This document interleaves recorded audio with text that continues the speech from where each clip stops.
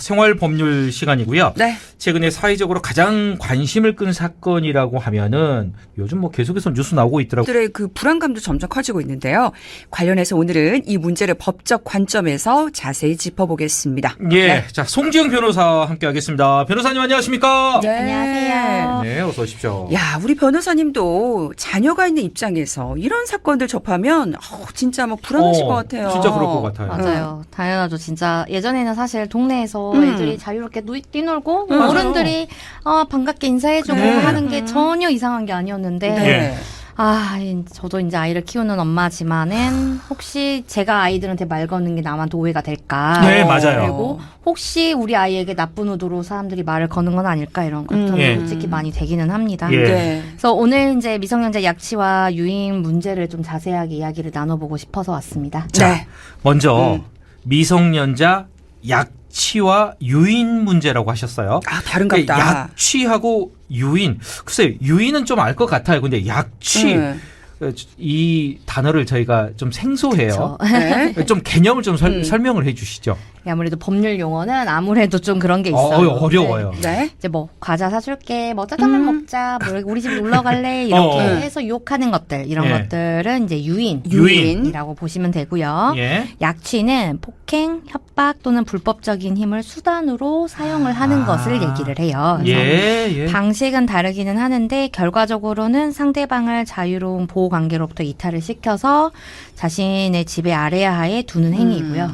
이거를 이제 통틀어서 인취행위라고 부릅니다. 네. 그래서 이제 핵심은 사실 피해자의 안전과 자유를 침해한다라는 부분이라고 생각을 하시면 돼요. 이 형법에서는 이제 미성년자를 약취 또는 유인한 사람은 10년 이하의 징역에 처할 수 있게 되어 있어요. 네. 벌금이 없는 이제 오직 징역형만이 내려지는 중한 범죄이고요. 네. 여기에 뭐 재물을 취득할 목적이거나 성범죄, 살해 의도 이런 게 있었다고 하거나 하면은 이제 더 가중 처벌이 되지요. 예. 네. 아니 정말 별건 대낮에 얼굴을 내고서 그렇게 대담한 행각을 벌인다는 것도 놀라운데 그런 행위들이 최근 전국 곳곳에서 동시다발적으로 일어나고 있어서 정말 충격이 더 큰 것 같아요. 네, 정말 저도 뉴스 볼 때마다 이거 어제 봤던 사건인데? 그치. 같은 사건 아닌가? 이런 네. 생각이 들 정도로 요즘 진짜 많이 보도가 되더라고요. 예. 먼저 알려진 거를 본다면은 서울 서대문구에서 있었던 사건이죠. 예. 20대 남성 친구와 이제 뭐 한 3명이 그러니까. 차 태워줄게 해서 초등학생들한테 이제 접근한 일이 있었고요. 예. 이게 20대라는 게 좀 깜짝 놀랐어요. 그러니까. 예. 그래서 진짜 여러 차례 이렇게 신고가 있었음에도 불구하고 제대로 인지를 하지 못했다고 이제 비판이 있기도 했었죠. 네네. 지난주 월요일에는 경기 광명에서 고등학생이 초등학생을 엘리베이터에서 끌고 가려다가 주민에게 붙잡힌 일도 있었고요. 같은 날 인천에서도 맛있는 거 사줄게 하면서 초등학생을 유인한 40대 남성도 있었고 이튿날 뭐 9일에 제주도 이 서귀포에서 10일 뭐 대구에서 이런 유사한 사건들이 계속 연이어서 보도가 되고 있어요. 이게 모두 13세 미만 미성년자를 대상으로 한 일이고 전국 각지에서 발생을 했다라는 점에서 불안이 굉장히 커지고 있는 상황입니다. 예. 실제로 지난해 발생한 약취 유인 사건 중에 미성년자를 대상으로 한 건이 70%가 넘고요. 예. 그 피해자의 3분의 2가 여성이었습니다. 일각에서는 이게 좀 조직적인 범죄 아니냐. 뭐 그런 가능성도 좀 제기하고 있던데 어떻게 보세요, 이건? 네. 이게 아무래도 연쇄적으로 계속 발생을 그러니까. 하다 보니까 뭐 네. 누가 제3자가 이렇게 하는 거 아니야? 그렇지. 뭐 다크웹 같은 데서 공모한 거 아니야? 이렇게 이제 커지고 있는 부분은 당연하다고 저는 보여지는데 일단 경찰은 이런 움직임은 확인된 바가 없다라고 이야기를 하고 있습니다. 피의자 대부분들의 사실관계를 뭐 시인은 하지만 아이들이 노는 모습들을 보면서 뭐 자기가 다가가서 말 걸면 막 깜짝 놀라는 모습이 사실 네. 너무 재밌었다, 뭐 장난삼아 했다, 뭐 이런 식으로 이야기를 하고는 있다고는 해서 예. 실제로 유괴할 목적은 없었다든지 뭐 심각성을 모르는 듯한 이야기들도 조금은 나오는 부분이 있습니다. 네. 그래서 사실 뭐 고의성이나 계획성에 대한 수사가 좀 더 면밀히 이루어져야 될 필요는 있을 것 같습니다. 예.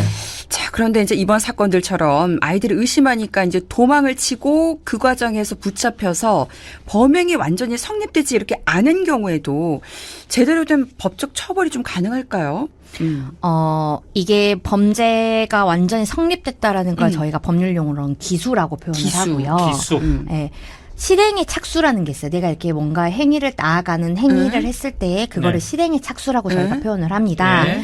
실행의 착수에 시작이 되었고 기술에 이르지 않았을 경우를 그렇죠. 저희가 미수라고 표현합니다. 아하, 미수에 그쳤다? 미수에 그쳤다. 그 미수를 처벌하는 규정이 있으면 당연히 처벌이 가능합니다. 네. 미성년자 약취 유인죄는 당연히 처벌을 받을 수가 있고요. 네. 대법원은 약취죄의 성립 요건이나 범위를 조금 더 폭넓게 해석을 하고는 있기는 합니다. 네. 2008년도에 있었던 일인데요. 당시 만취한 중년의 박 씨가 초등학교 5학년 여학생한테 가서 학교 가기 싫으면 우리 집에 자러 가자 이러면서 옷소매를 끌어당겨요. 어이구야. 학생이 바로 신고를 하면서 음. 박 씨는 그 자리에서 체포가 됐고요. 예. 항소심에서 무죄를 받았어요. 그래서 박 씨가 몸을 가누지 못할 정도로 술에 마신 상태에서 옷을 잡아 당긴 것이 약취행위라고 보기는 좀 어렵다라는 거였는데 예. 대법원의 판단은 달랐지요. 예. 약취유인죄에 있어서 행위의 목적과 의도, 당시의 상황과 피해자의 의사를 종합적으로 판단을 해야 한다. 사실상 피해자를 자신의 지배하에 두기 위한 수단이자 폭행 억압에 해당한다라고 판단을 했습니다. 예. 물론 이제 미수를 이유로 감경 사유를 본 것도 있기는 합니다. 그러니까 징역형만 있다고 하셨잖아요. 네. 중범죄라는 얘기인데 미수에 그쳤기 때문에 그걸로 인해서 감형 사유가 이렇게 되기도 한다는 거잖아요. 정리를 그렇죠. 하면. 네, 맞습니다. 그리고 고의성이나 범죄 목적이 정말 없었다는 게 입증이 된다면은 무혐의나 뭐 집행유예나 뭐 이런 처분을 좀 낮은 처분들을 받는 경우들도 있고요. 약취 유인보다 처벌이 약한 아동복지법 위반으로 처리가 되는 경우들도 있습니다. 예. 그래서 사실 어떻게 보자면은 피해자가 도움을 요청하거나 그 자리에 도망을 가서 운 좋게 미수에 그친 걸 수도 있지 않냐라는 그러니까. 이런 비판도 있지요. 그렇죠. 그런데 왜 처벌을 약하게 주냐. 예. 그렇죠. 근데 이제 사실 저도 사실 사견이기는 하는데 이제 미수에 그쳐서 기수에 이르지 않았다고 하더라도 미성년자를 대상으로 한 접근 시도에 대해서는 법률적으로는 어떠한 처벌을 강하게 하여 위화력을 좀 발생을 시켜서 이런 행동을 아예 차단을 시키는 부분도 필요하지 않나. 네. 특히 미성년자를 상대로 한 사회적인 범죄는 엄격하게 판단을 해야 될 필요는 있지 않을까라고 생각은 합니다. 네. 그러니까 아니 그렇다면 이게 불순한 의도를 가지고 접근한 게 아니라 어떤 우리 미성년자가 위험에 처해 있는 것 같아서 뭐 보호할 필요가 있어서 아니면 뭐 도와주려고 그랬어 이제 이런 경우 어떻습니까? 이것도 약취 유인죄에 해당되나요? 몇 년 전에 유명 드라마에서도 이제 그런 사례가 언급이 된 적이 있어요. 뭐 밤늦게 학원 다니느라 제대로 못 노는 아이들을 이제 안타깝게 여기고 데리고 가서 놀아주는. 그 장면 생각이 납니다. 아이들 네. 데리고 산으로 가서 놀러 네. 다니고 뭐 놀아주는 그랬었잖아요. 그래서 네. 진짜 그냥 뭐 아이들이 행복하게 할 수 있게 그냥 놀아만 준다라고 이제 표현을 했고 드라마에서는 사상범을 주장하면서 감옥행까지는 아니기는 했는데 실제로는 어떻게 될 것 같으세요? 글쎄 이것도 문제가 있을 것 같은데요. 저는. 아니 네. 지금 문자로 3576번님이 요즘엔 아이들 예쁘다고 말 걸기가 좀 무섭다. 오해받을까 봐. 네. 그래서 맞아요. 약간 좀 뭐라 그럴까요? 오해받을 것 같아서 좀. 충분히 저는 문제가 있어 네, 보입니다. 문제가 사실 있어요. 뭐 동기 부분이 아무리 선하다고 하더라도 앞에서 말씀드린 것처럼 네. 사실상의 지배하에 두려고 했다라는 부분들에 있어서 이제 인정이 된다라고 한다면 범죄가 네. 성립을 하고요. 특히 법률상에서 미성년자는 판단 능력이 완전하지 않는 자라고 보고 있기 때문에 아이들이 자발적으로 따라왔다고 하더라도 보호자의 동의 없이 데려갔다면 약취나 유인죄로 처벌을 받을 수가 있습니다. 예. 이를테면 살인범에게 쫓기고 있다든지 아이의 목숨이 위험한 상황이다 뭐 이런다고 한다면 목숨이. 뭐 정당행위랄지 정당방위나 긴급피난 이런 위법성 조각사유 등에 해당을 해서 이 처벌을 좀 면피를 할 수는 있겠지만은 그러한 정당한 사유가 없다라고 한다면은 사실은 부모님한테도 이게 엄격하게 적용이 될 수 있다. 그래요? 그렇군요. 예.